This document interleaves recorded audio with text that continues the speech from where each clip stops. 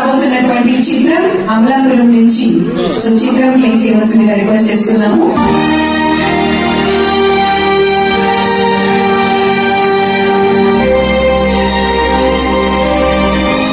Awards కోసం wait చేస్తున్నారు ప్రతి ఒక్కరు కూడా.